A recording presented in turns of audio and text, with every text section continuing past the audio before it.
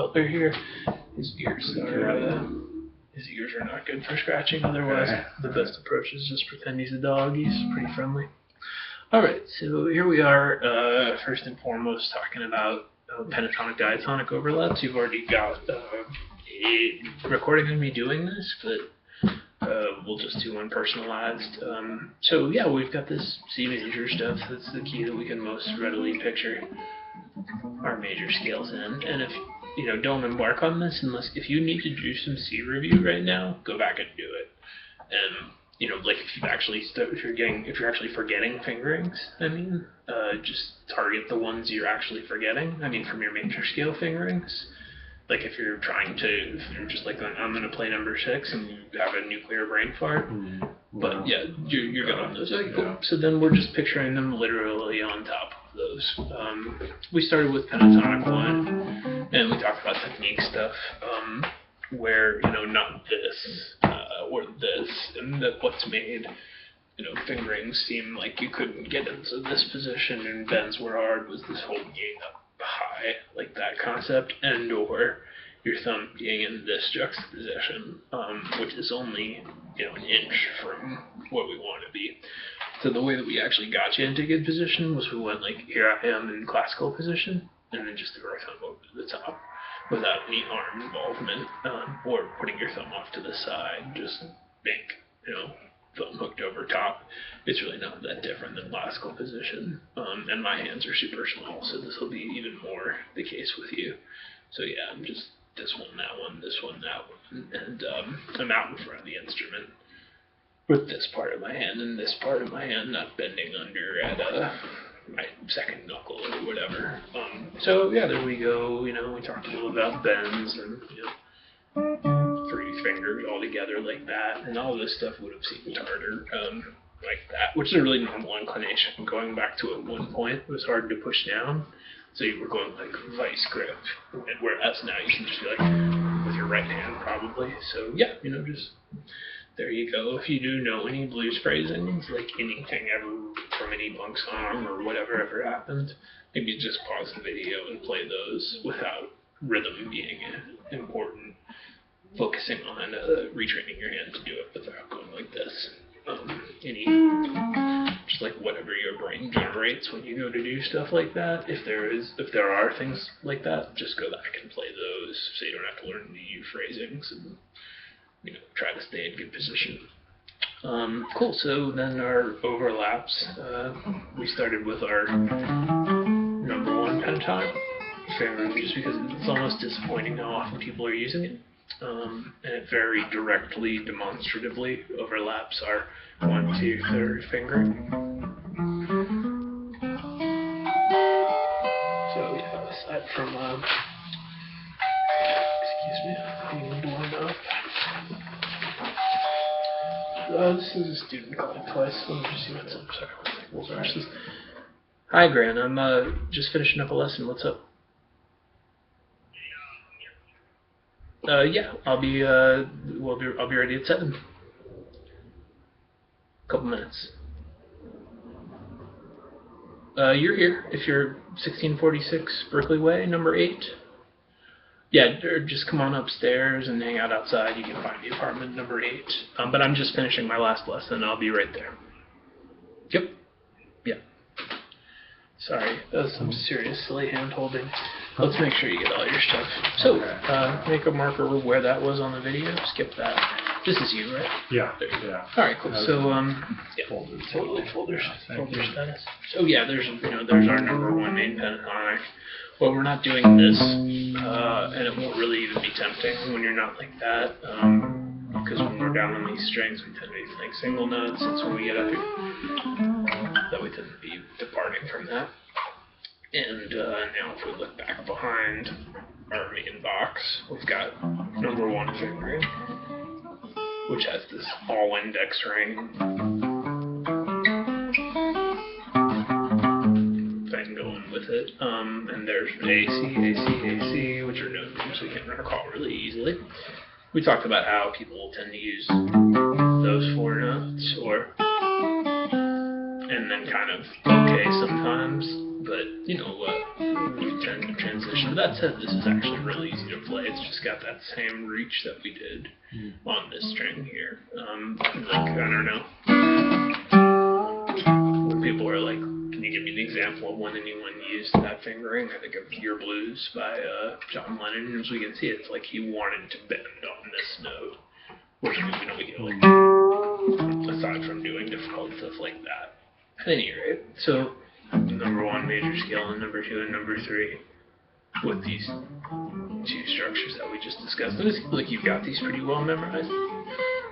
And then when we get up in front of our main box, we're just going like that, and it's on top of our.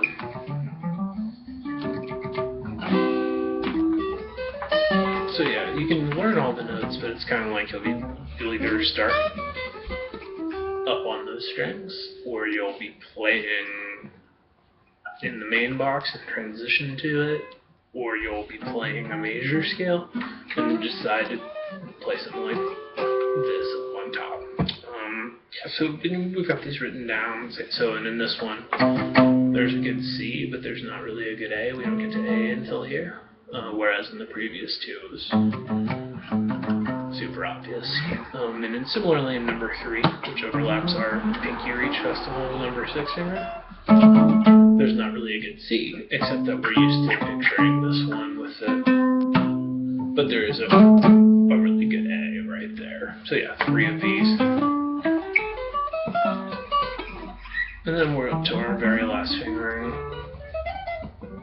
where we've got, we're really not thinking about the 6th string as a priority, and be mindful of your situation at this point. But yeah, so it just starts the same as our normal blues box, and then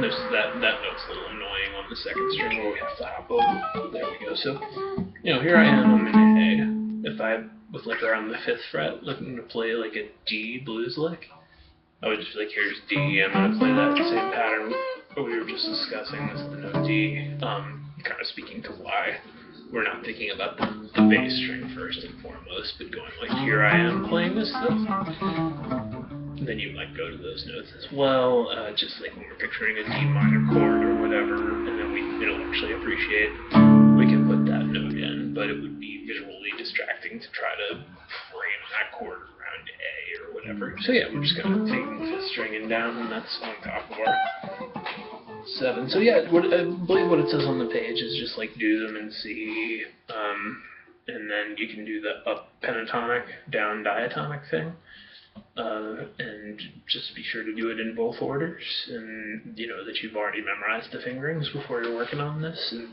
totally and really straightforward. Don't worry about rhythm. It'll just be like, I'm playing the major scale, now I'm playing blues box 1. And be sure to do it in both orders. And that's all stuff we just pictured in our home bass key, C major. You, of course, can totally do a pentatonic positional plan point for now I'm going to be able to switch to any key. Right now our priority is just like, starting to picture your 7 fingerings and C as having these 5 other things laid on top of them. But as far as switching to other keys, it's pretty easy to be like, I'm playing pentatonic 1. I'm playing 1 behind the box pentatonic 5. I'm playing pentatonic 2. I'm playing the 3rd one. And so forth. So you can do the same exact process. And I recommend that order. Just do it in C and A until you've already got I can do this or this down, and then try them in other frets. Same exact concept. Yeah, we didn't talk about the technique stuff. I believe that's everything. Oh yeah, and chords in a key. So you're going to be playing a C major scale. So yeah, like we were saying, I'm just going to be going along like C, D, E, F, G, A, B, C. And the 1, 4, and 5 chords are the only major chords. Everything else is minor, so I'm going 4, 5, and that followed right along with. So yeah, maybe learn C and anticipate this being easy. And G as well, which would be like G, A minor, B minor, C and D, E minor, up to G, And those are two good keys for I'm in first position, starting to relate chords together. Trust me, this isn't actually going to be confusing. I'm limited to be like, it's a G chord, it's an A chord. There's no the hard part of this concept. You just interact with it some. And then do a key like E major, where we have to do a bunch of more chords because there's no way to play most of those chords in first position. And that's good because that's going to be the same in every single key. These relationships. So just starting to picture them end to end. So we did one that's easy to play in first position, and then one that's more a direct visual representation of me going major, major, minor, or doing it, trying to keep it more localized.